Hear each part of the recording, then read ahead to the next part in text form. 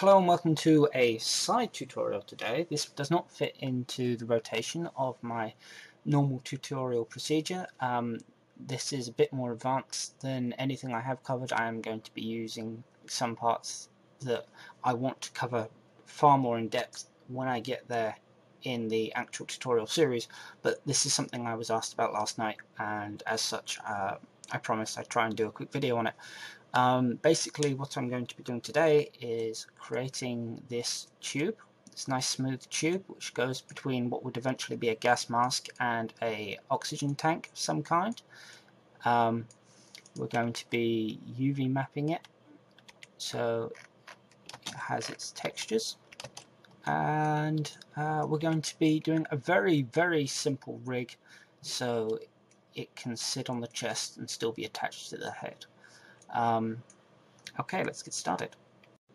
Okay, so jumping in, I will mention I am recording the audio directly into the video with this. I usually do my audio separately, but the previous two videos have had syncing problems, so hopefully this might work a little better. If not, we'll have to look for different alternatives for the future.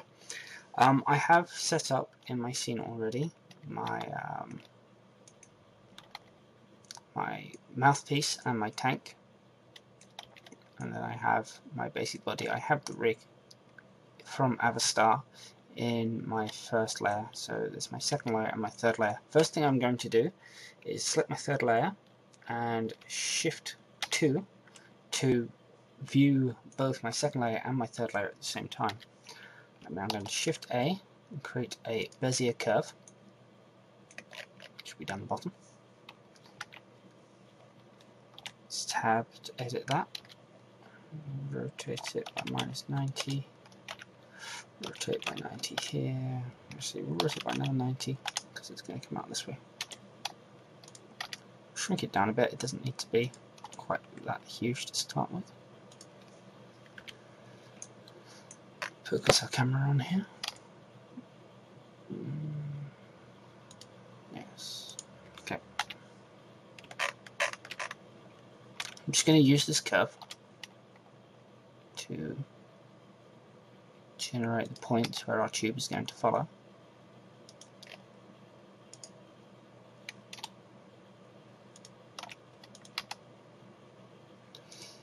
So, it's quite tight around this area, but we'll go on to that. We'll give it a bit of a rotation as it comes down. So E to create another part here. Like have it loop up quite suddenly here. Maybe we'll even flare that out so this will probably do flaring that down a bit. Grab these.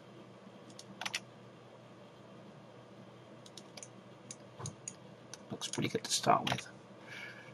Bring another one up over the shoulder.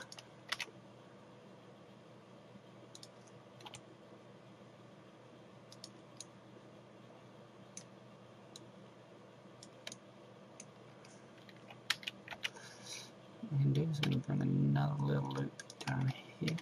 So we're going to just grab on that one to make it smaller there, and then size this one in general.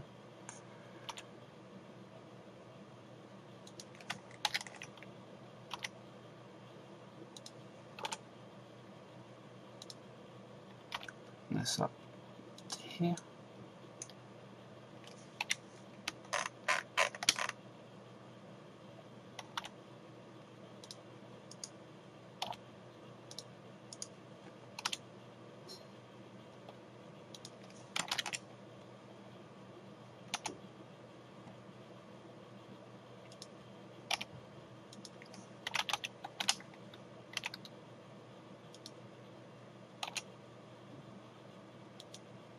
Bring that back in there.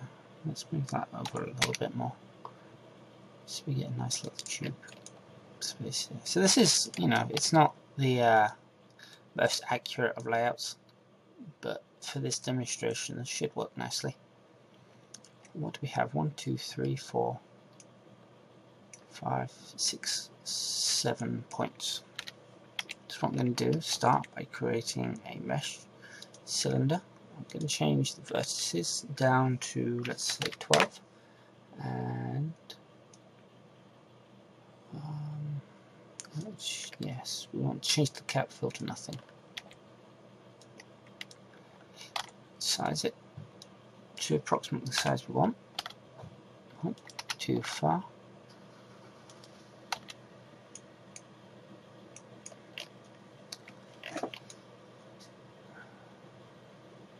Should probably be doing this from the origin point, but we'll see how that does. Just make it a bit bigger. So if we want 12 edges minus the top and the bottom, that's 11. Sorry, 10. Math today, not working. Subdivide by 10. And what we're then going to do is select Add Modifier, Curve, and then select our Bezier curve here. Now, where has this gone? That's gone way over there. So what we're going to do is just hit Grab and sort of generally move it around until it gets to the start point. Obviously, this is not what we want, so we're going to rotate 90. Nope. On the x-axis, maybe on the y-axis, on the z-axis. On the z-axis, it's going that way. It's a bit of a game trying to work out where we have to go to. It's in the right place. Here we go.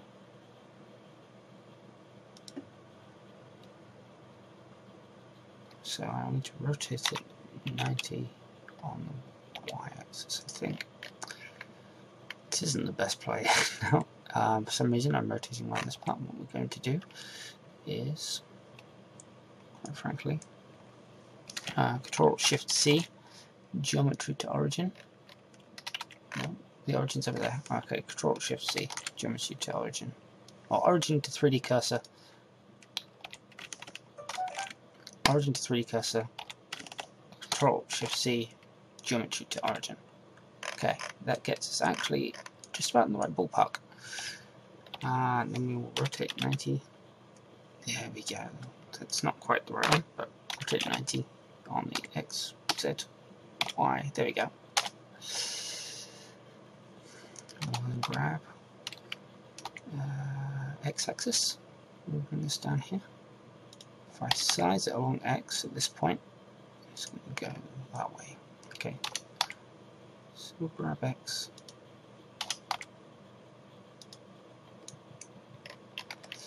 And then size X. For some reason we're doing it from this point, but it's alright.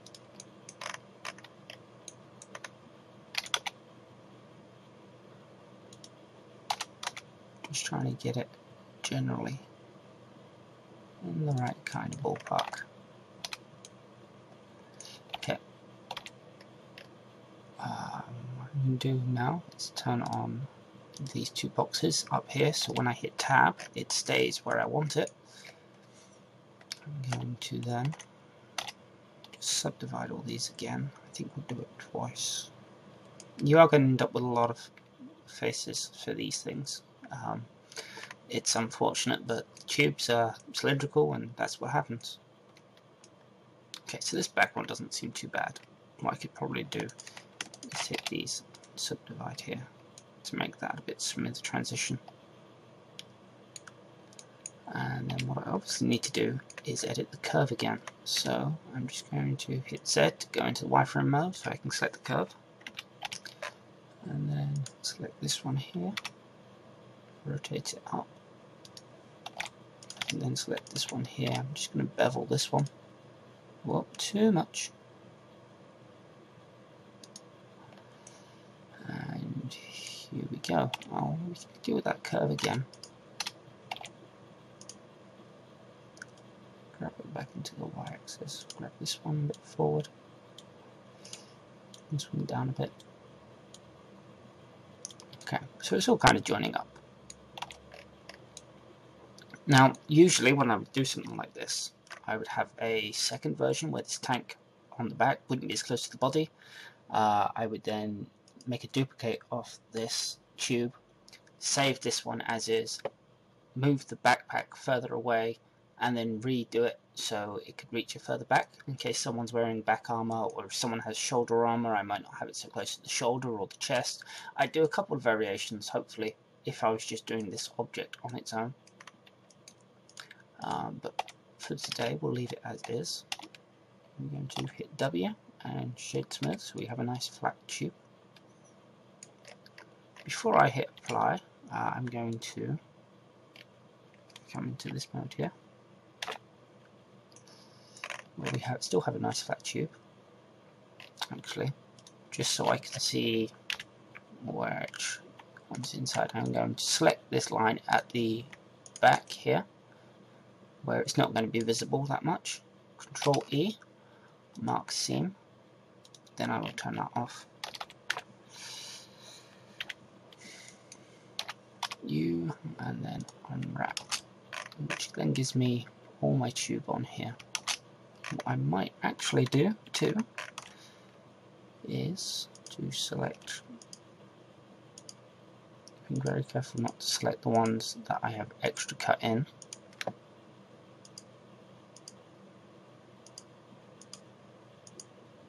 Oops.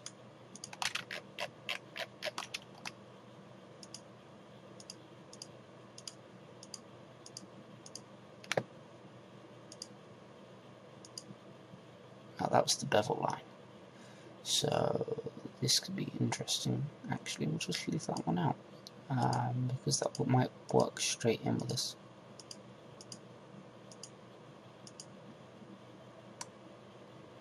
Or no, yeah, we'll just leave that one, and then we will bevel again. I'm not sure where my origin point is at this point, so it's very carefully.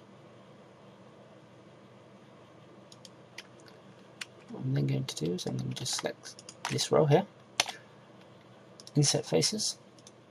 Let's get a little thick. Whoa, it's far too much thickness. We'll click this in so we have a little thickness. 0.001 is good, and then we'll throw some depth on this.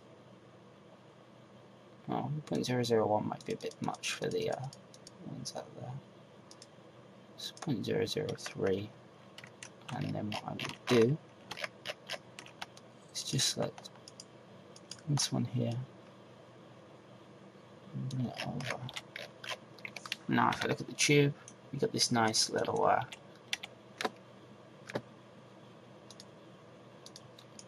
ridges going on.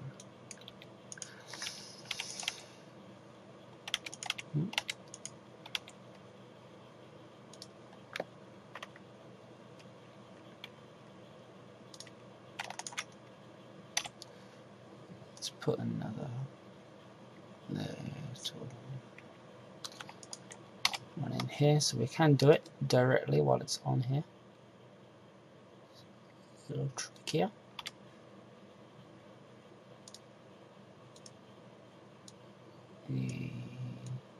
What do we have on here? 0.003, 0.005 seems good. Okay, so there's our tube. If I select all of that, why am I not getting anything on here? It's because we're here. So the UV map's going to be a bit weird. So what I will do is, same as before. Hopefully the cut is still there. The cut is not still there, or is it in a different place? Okay, let's put the cut back in. Control E, mark seam, and take it back down. Unwrap it. Now we have this weird curve, which is not what we wanted optimally. I could possibly, let me have a look. I don't think it will work when it rotated this way, but we'll try cylinder protection. No. Okay, so we're going to hit unwrap, and we're just going to fix this. Now, I may pause the video while I do this, but I will show you what I'm doing. I'm just hitting align X, and then Shift R to go through all of this.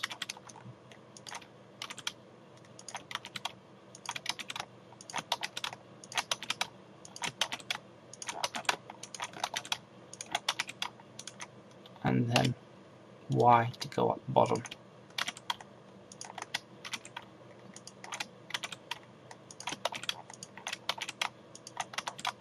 As you can see, this is going to take some time, so I will pause and be right back.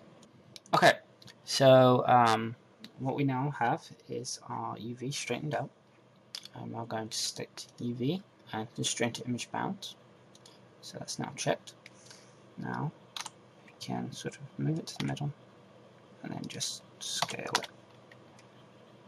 And when it's scaled to the point where it can no longer scale past the edge, it'll just expand in the other direction.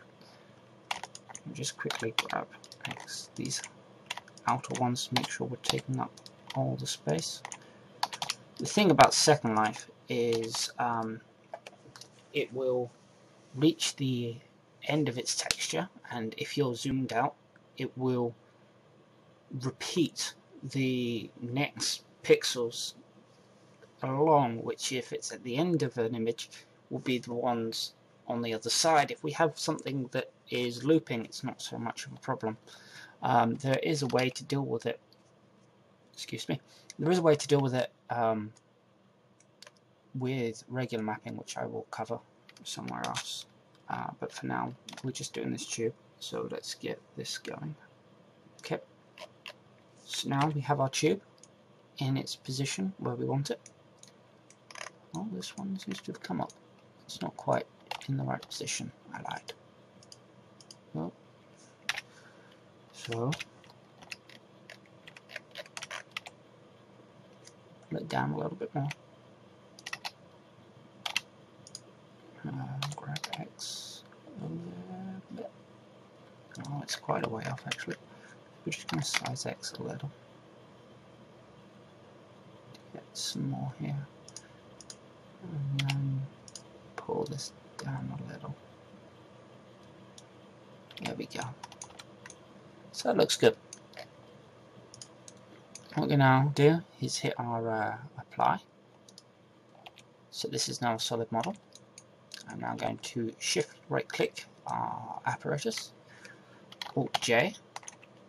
Control J. I don't know what's coming off with me today. I already have my my tanks baked, or UV'd, should I say. They're not done very well, but they're just done enough to make the example. So I will now just hit 3, where it's the layer that only has the tank and the tube. Alt Z so I can see textured, and do a quick ambient occlusion bake,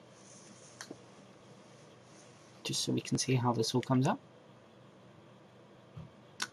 Probably help if I did everything on a separate texture. This is going to look like a mess. Grab this quick image, new image.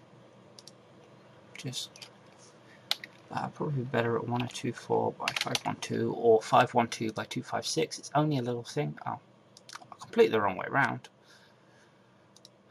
Okay, width 256 by 512. You shouldn't need that much texture space. It's only a tube. You could probably even fit it on the other one. Let's try another bake. This doesn't want to work for me today. You can reload any texture map you have loaded by holding your mouse over it and hitting Alt R. If you are having a problem where it will not render correctly, Alt R will reset it and then it will begin again. Okay, so this would be okay to texture. We've got some nice detail in here, and you know, you can imagine if you had the gas mask on the front, it would look pretty good.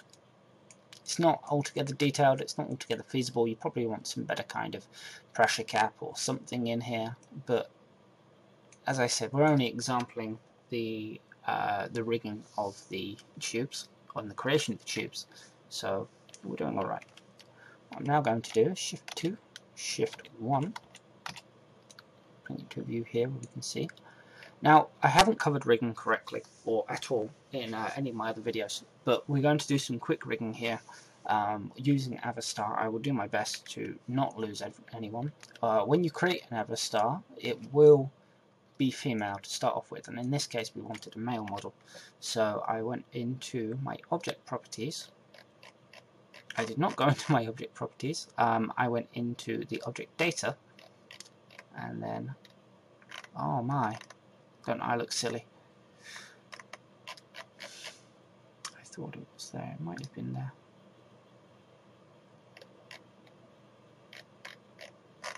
Wow.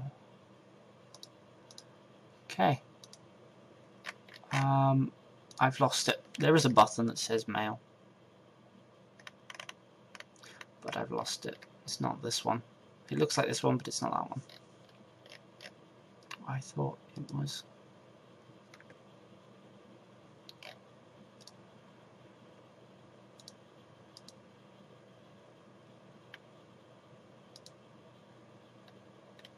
Oh, here it is, the load shape UI. It was in object, but the UI hadn't loaded, and here it is male. If I untick that, it goes back to female. Sorry about that. Okay, so what we now have, it's very important that we're in object mode while we have this rig selected. Now we select our model that we want to rig, shift right click onto the rig base, then we have the other stuff. I'm going to hit rigging with weight copy and alter mesh to rest pose. Actually, we don't need to do that. If we had to pose the rig to accommodate another model that we were rigging, say I rigged with the arms face, or I modeled with the arms facing downwards, which is quite popular, I would then use that to attach the arms in a position where I didn't have to reset them. But I will go over that in a rigging video. Okay, so parent to armature. And now if I move into pose mode, I should be, if I rotate here, now you notice this tube comes out really badly, but it's rigged. So I'm going to look at the parts that I'm going to have to change. Obviously this tube is not fantastic. I could soften it up, but we won't be going into too much detail today because we're just getting a quick rig out. I'm going to tackle the main issue, which is this tube on the shoulder and the backpack. So this pack here, Control L to select it all. Automatically it should only be attached to the back. So what I'm going to do is in the Object Data tab, I am going to select left collar, remove, shoulder left, remove, collar right, remove, neck, remove, chest, assign. I think that's everything. Yep, that's all the ones that it's attached to. Okay. And then I'm going to select here. What I'm going to do then is select neck and deselect. Oh, I want those to be on there, so those need to be removed. Head, deselect. Okay, so we can soften this up in a second. I'm going to assign all of this to the chest. So there should now be nothing. Actually, let's take off the torso ones too. Let's remove. Actually, select what ones attached to the torso. It's those ones down there. Remove those, and then attach those to the chest. At this point, I come back to the model. It's still attached to the collar. Okay, I'm not sure why, but collar left select. We'll remove, assign that to the chest. Shoulder left select, remove, and assign to the chest. And collar right select, which should be nothing. Okay. Rigging is pretty tedious. I kind of hate it, but it's a necessity for a lot of avatar attachments. So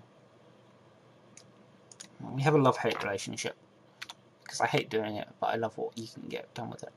Okay, so obviously we got this horrible connection line here. Let's see if we can just quickly soften this up. So if I come up to head, this is where it ends. What I'm going to do is go into this piece here, select these, apply a, let's take this to a 75.